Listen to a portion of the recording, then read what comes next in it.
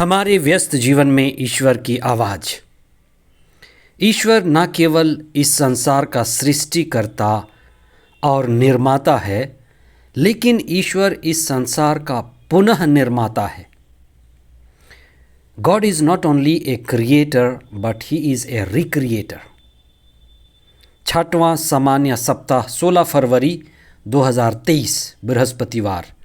पहला पाठ उत्पत्ति ग्रंथ अध्याय 9 पद संख्याएं 1 से 13 और संत मार्कुस का सुसमाचार अध्याय 8 पद संख्याएं 27 से 33 तक।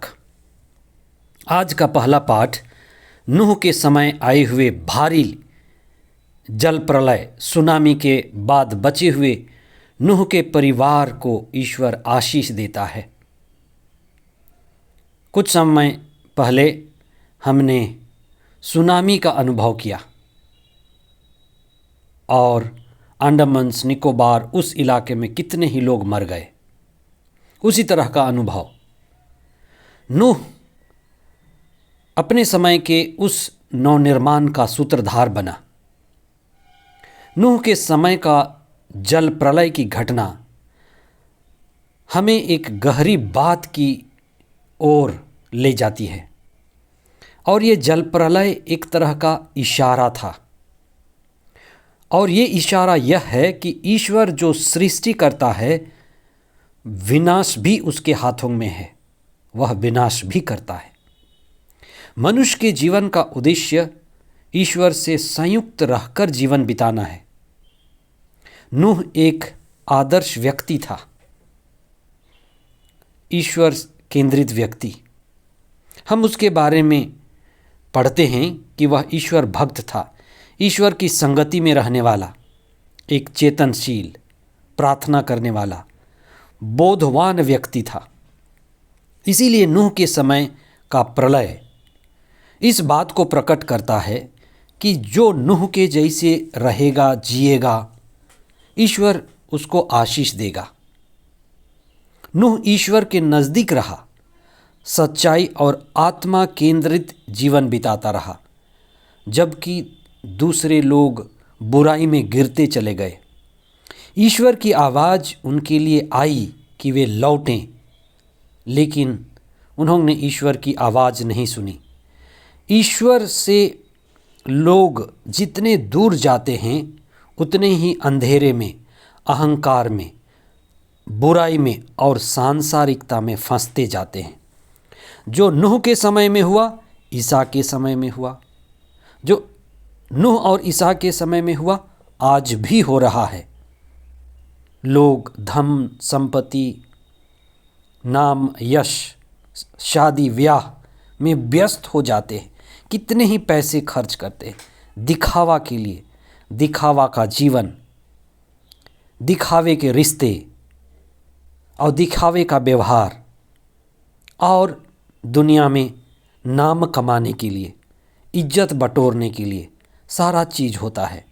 इसलिए संत लूकस के सुसमाचार अध्याय 9 पद संख्या 25 में प्रभु का वचन कहता है कि मनुष्य को क्या लाभ यदि वह सारा संसार कमा ले लेकिन अपनी आत्मा को गंवा दे।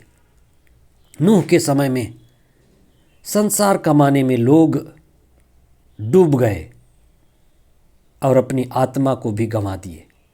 ईसा का यह कथन कितना सार्थक है, जहां ईसा संत योहन के सुसमाचार अध्याय 16 पद संख्या 33 में कहते हैं, इस संसार में तुम्हें क्लेश उठाना पड़ेगा, पर याद रखो मैंने संसार पर विजयी पाई है। प्यारे भाई, प्यारी बहन, हम इस संसार में इसलिए हैं कि हम संसार पर विजयी पाएं। संसार यानी शरीर, संसार यानी मन और अहंकार, संसार यानी प्रकृति, ये दुनिया का आकर्षण, यही माया भी है, यही छाया भी है। ईश्वर से जुड़कर और प्रार्थना में सतत समर्पित होते हुए हम संसार को जीतते हैं, आध्यात्म में आगे बढ़ते हैं। जीवन में सत्य और आत्मा से संयुक्त होकर हम जीवन बिताएं, आत्मा केंद्रित जीवन बिताएं, ईश्वर से संयुक्त होकर जीवन बिताएं, और यही आशीष पाने का मार्ग है। कुछ समय तक साथ रहने के बाद ईसा अपने शिष्यों को एक सवाल देते हैं। ईसा ने कुछ समय तक सामुदायिक जीवन जीने के बाद अपने शिष्यों से ये सवाल पूछा कि मैं कौन हूँ, कि लोग क्या कहते हैं और तुम क्या कहते हो। ईसा का शिष्य पेतरुस इस अहम सवाल पर चिंतन करता है और आत्मा से आविष्ट होकर वो बोल पड़ता है, प्रभु, आप ईश्वर के भेजे हुए परम पावन पुरुष हैं। आप जीवित परमेश्वर के पुत्र हैं। वास्तव में यही असली बात है जिसे हमें पहचानना है कि ईसा ईश्वर के भेजे हुए पुत्र हैं।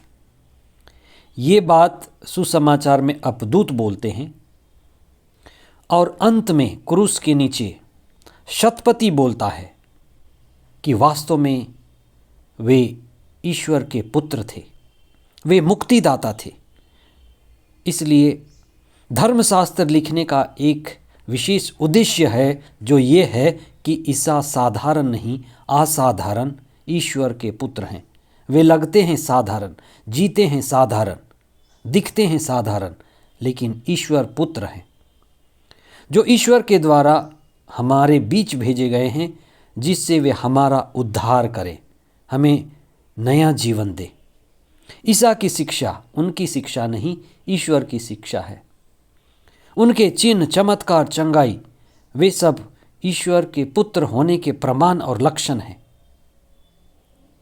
हम में से हर एक जन ईश्वर के बेटे और बेटियां हैं। हमारे अंदर ईश्वर की आत्मा निवास करती है और ईश्वर ने हम पर अपने प्राण फूंके हैं, अपनी आत्मा को दिया है। इसलिए हम कुछ समय प्रार्थना में जरूर बिताएं, मौन हो जाएं, शांत हो जाएं, ईश्वर से जुड़ें, क्योंकि मनुष्य की उत्पत्ति ईश्वर से संयुक्त रहकर जीने के लिए हुई है। जब भी हम ईश्वर से संयुक्त होकर जिएंगे, विनम्र बनेंगे, ईश्वर को आत्मसात करेंगे, तो हम आनंदित जीवन बिताएंगे। आनंदित जीवन हमारा व्यवहार बने, परम आनंद हम प्रतिदिन अनुभव करें और आनंद में जीकर हम दूसरों को भी आनंद बांटें। आमीन।